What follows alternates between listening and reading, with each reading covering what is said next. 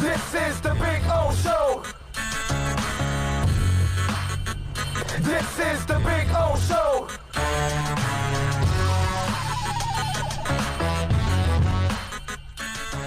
Go ahead. Hi, Josh. Obviously we saw the team together before the scrimmage in prayer for some Ryan Fitzpatrick. How difficult was that? I know you and Ryan have shared a lot of moments together. How difficult was it to see Ryan going through what he's going through right now? It's a brutal situation, and I just tried to support him like any way I could these last couple days, weeks, and months. But I mean, Ryan's mom raised a hell of a kid, really strong, awesome, independent, kind dude, and I've been fortunate enough to sort of be around him these last couple months, almost a year now, probably. And yeah, it's a tough situation, but kind of puts everything into perspective and reminds you that like we all are still human, and human things happen. Travis? Hey, Josh, wanted to ask you about that touchdown pass you had to Ricardo Lewis and just kind of have you walk us through that. It looked from our vantage point like you had some tight coverage there, were able to find that tight window. Can you tell us what you saw on that play? It wasn't wide open. It was more of kind of an opportunity ball. He was running a corner route, and corner kind of fell off into it, a little bit underthrown, and Ricardo made a hell of a play. So they were a little bit scrambling there, so I just kind of snapped it quick. I didn't get like a crystal clear view of the coverage, but I knew where I wanted to throw it and who I wanted to go to, and Ricardo made a hell of a play. Cam Wolf?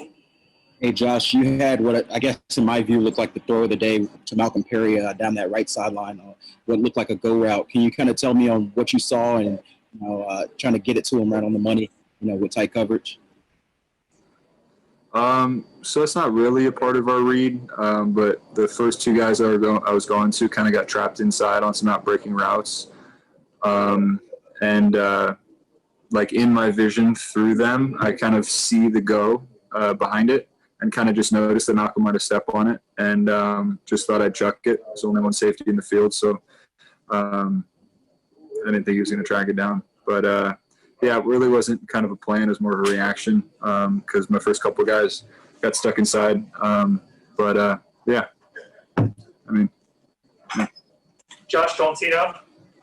Hey, Josh, at the same time, the only really red zone attack of the day, the score of the day was you and Ricardo. Can you break down what happened on that play? Was that your first read? It looked like you had looked a couple times around. No, I mean, I knew I wanted to go there. The defense was kind of, I said earlier, the defense was kind of scrambling a little bit. They weren't really necessarily lined up, and we had a lot of guys. We had a motion and a lot of guys that were crossing.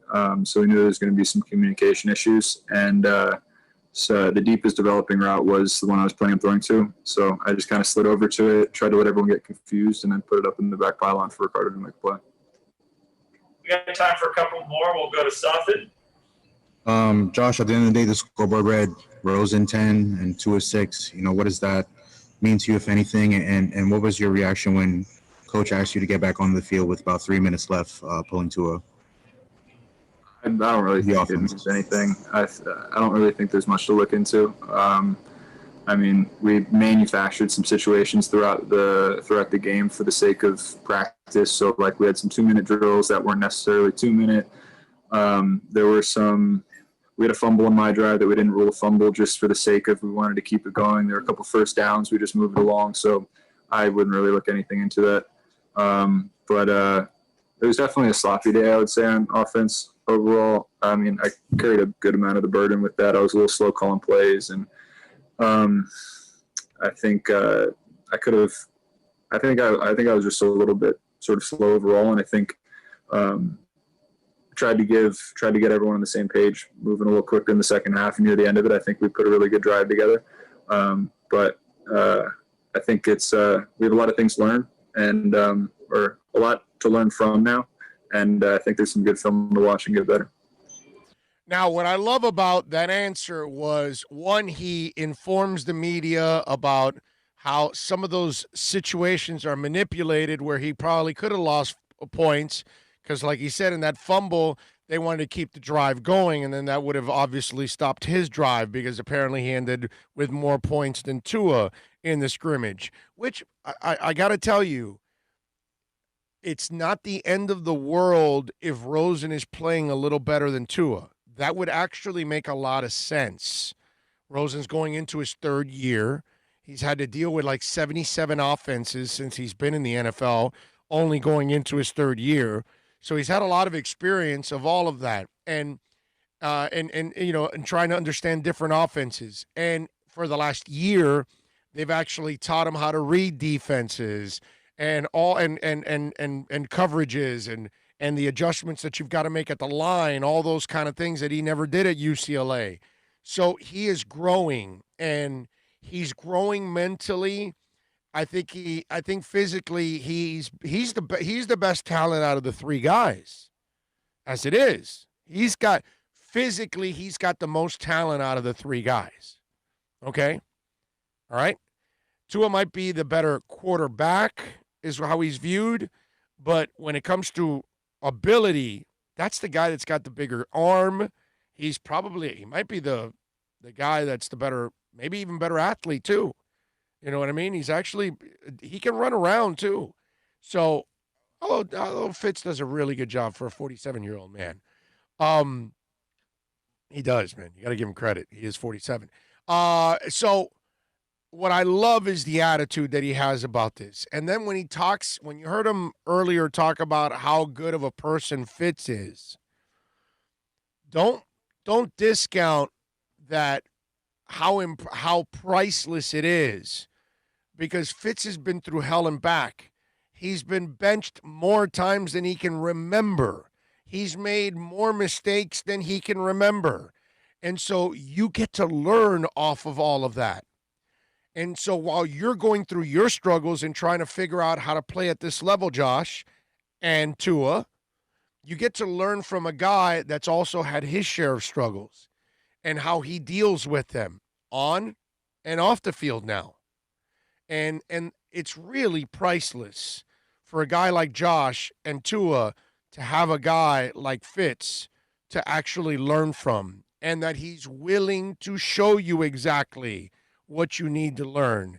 So this is all really important for their development. I can't say enough about how wrong I was, how I overlooked the Fitz acquisition, and I can't say enough to Greer and to Flores on their vision of bringing that guy in, where I was thinking short-sighted and just thinking, oh, Fitz, that's just a guy. He's not going to help you win, because I don't think Fitz is the guy that's going to help you go deep into the playoffs in a Super Bowl or anything like that. But I wasn't thinking of development. And that's where I was so wrong on all of this. And it is priceless what Fitz is doing for this team right now and for those two young men. All right, go ahead, finish off with Rosen here. Last one, we'll go to Cam. Hey, Josh, I know last time we talked to you, you mentioned that you weren't really worried about the quarterback job. Obviously, things become a little bit more complicated with Fitz's absence. What do you think it would mean if, for whatever reason, you were the guy that got the point, if Fitz has to be gone for a bit? It'd be awesome. I'd be ecstatic. It's 2020. Anything can happen. Quarterbacks can get sick. You can, coaches, coordinators go down. You have, who knows? So I'm going to stay ready. I hope I can one day play here, and I'm ready to seize my opportunity. But I'm not really focusing on all that much right now. I'm just trying to not throw picks in a scrimmage. There you go. Great attitude about it. And I like that line, I want to play here. So he, in his mind, has not given up in the competition against Tua.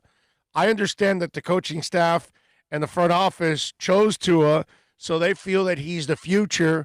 Most of us feel it's the inevitable. It'll be Tua. But Rosen's kind of saying, F that, dude. I'm still here. I'm here to compete. And I like that attitude on his part. And he doesn't try to bite off more than he can chew. He's just doing what he can control. So if he's the one that gets the nod, if Fitz is out or goes down or whatever, he's happy to do it. He's happy to take on the challenge. And that's the beauty of bringing in another quarterback, something they never did with 17 here, and they failed the team. But when you bring in a couple of young quarterbacks like they have here, it just breeds the kind of competition that you need on every football team. And think about it. We're talking about the most important position on the field. I like what Miami is doing with both guys, and I love the attitude that Josh Rosen has.